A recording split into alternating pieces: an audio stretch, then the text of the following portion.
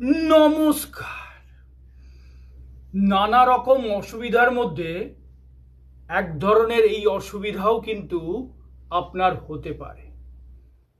সেই অসুবিধা হলো যে রাতের বেলায় যদি সূর্যাস্তের পর কাপড় কাচা এবং কাচার সেই কাপড়গুলো যদি বাইরে মেলে রাখেন রাতভর, তাহলে তার মধ্যে নেগেটিভ ঊর্জা, বিভিন্ন ধরনের যে নেগেটিভ যে আত্মা, সেই আত্মার যে প্রভাব সেই জামা কাপড়ের মধ্যে কিন্তু পড়ে।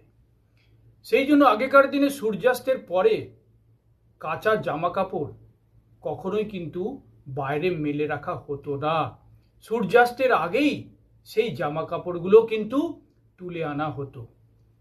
সেই জন্য সূর্যাস্তের পর কখনোই কাঁচা জামা কাপড় শুকোনোর জন্য রাত্রিবেলা বাইরে মেলে রাখবেন না।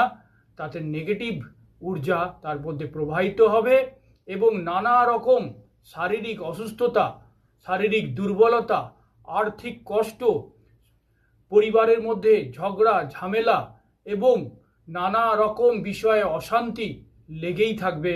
কোনো উন্নতি তো হবেই না, অবনতির দিকে যেতে হবে। ধন্যবাদ।